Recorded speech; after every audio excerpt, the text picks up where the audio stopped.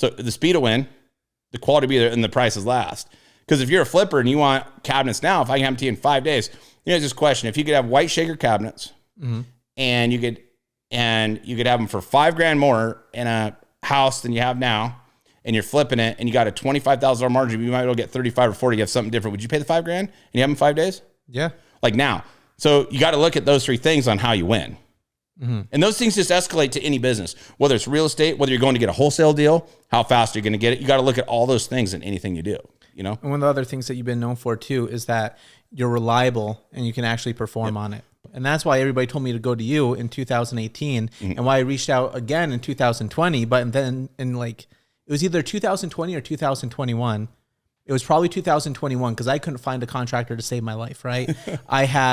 We still can't find them half the time. And me too. Like I tried to find them too. Yeah.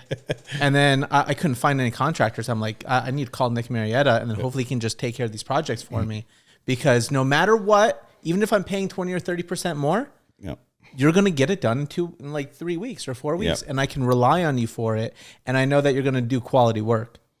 Yeah. It's so sad that like the contracting business has actually cost me from being a billionaire. It's a sad thing. And I want to share that with you because in 2012, when the hedge funds come to me, I did 5,000 some remodels for them, a couple thousand for other investors, right, over my career. And think if I would have raised the money, had the contracting business and done it all, but the contracting business takes such immense amount of time and focus to actually be good at it. And the reason why I was so good at it is because I focused on it. It's like anything. The minute I take my hands off it, it dissipates and it has problems.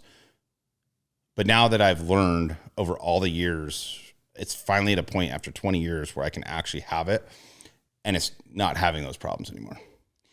And one of my biggest bit of advices for contractors and where you're at is buy luxury real estate.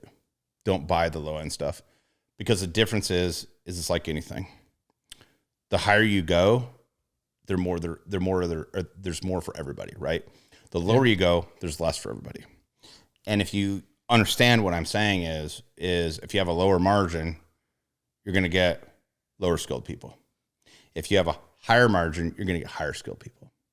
So that when I do a luxury property, if there's $1 million on play, and I'm doing some remodels now for a few people that are in the luxury market flipping, and they're flipping $3 to $5 million let's their holding costs are $1,000 a day. So if they're paying $1,000 a day, it's $30,000 a month. If I have a lower end home, let's just do the numbers real quick. It's been so long, I'd have to actually think what it would cost me a day. So if I had a $300,000 house at 10% interest, it's $30,000 a year. It's costing me about $95 a day to hold it, maybe $100 a day. That's right. When it's costing you $95 or $100 a day to hold a property versus $1,000, let me ask this question: you're still a contractor. Yeah. What is your value now? 10x, right?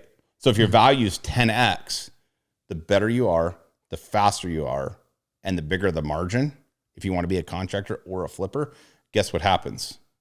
The money's there. So if you're a luxury flipper, okay, and you don't have a good contractor, you're not gonna make it because you can't afford the interest. You'll never get there. But if you're a luxury contractor for a luxury flipper, you can name your price because if the flipper's making $1 million, and let's say we buy for $2 million, it's a $1 million construction contract, and you're selling for $4.5 million.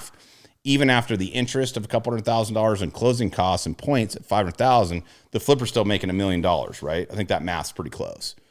And if there's $1 million on stake, if you're 1.1 for a contractor, you're 1.2, and he's got $300,000 at stake, he's making 300% on his money, right? With that kind of margin. Do you think he or them are really going to care to pay you $100,000 more to be able to get that job done for them so they can move to the next when they're stroking $30,000 a month? And the answer is no. So I've learned something. I've cornered myself in the market. It's dangerous both ways. And the way that it's dangerous is if I don't perform at a high level, and there's a lot of responsibility on me as a contractor or as a luxury investor, right? It's dangerous both ways. This is where experience and the real people meet the pavement and the tires get burned, I say. Yeah. Because you're playing the big boy game, but it's actually easier. So if you're a contractor or a flipper and you're not doing luxury, I would tell you to go there now, because the level of people, your buyer, your contractor, and even what you're playing at, even your investor, if you want to get gap money, or the lender you play with, is a completely different level. There's so much experience there that it actually makes it easier. Imagine this. Imagine if you're doing this and you can hire a designer for $15,000. Have you ever been able to hire a designer for $15,000 on a $400,000 flip? Never. Couldn't even think about it. Well, they do all the work now. They do everything. They spec it all the contractor. How much easier does your life just get? So much easier. You know, are they doing subcontracting for you too? Are they like walking the job and taking a look at it? The designer, like project manager, yeah. Oh, so that's a great question, right? So if you look at it, let's just break something down. Mm-hmm. You're an investor. You're gonna buy a house for $2 million. Okay, right? Yeah. Okay, I'm gonna be your contractor. Let's say you put $1 million in that. You're in for $3 million. 10% down is $300,000 down, right? Mm-hmm. Okay, so if you're, let's say, $300,000 down, you come to me and you're burning $20,000 a month in interest, $30,000 a month interest. You don't want to do anything.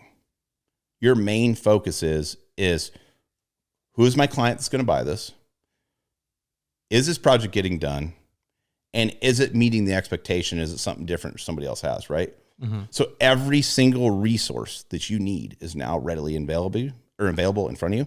So since all those resources are available in front of you, what happens is if I'm your GC, I design it, I order all your material. I have about 35% subcontractors working on this job now versus my own people. Like, for example, you got full concrete crews, you got full framing companies, you got full roofing companies, you got full stucco companies, you got a real pool company, you got real drywall company, real electrical, plumbing, HVAC. You can't just bring in a handyman to move an outlet. So the whole game changes. So there's a lot of subcontractor work. Well, subcontractor work, guess what happens? There's specialized trades and you get the manpower, right? Yeah. You get the manpower, it makes it easier. Manpower is everything, right? And then they're specialized, they're not a handyman. So guess what happens? It happens better and faster and actually cheaper when you're done. So on the subcontracting side, when you ask, am I subcontracting or do people subcontract that? About 35% of our luxuries is subcontracted versus employees in-house. Complete change. If I do a median house price, like for example, 4308 basically, if I did it last fall or this spring, I don't remember when we did it. It was like the last median house price I did. It was the last one. And that was like a $60,000 rehab. The only thing that I subcontract on the entire thing was a new air conditioner. Yeah. So all my guys did everything.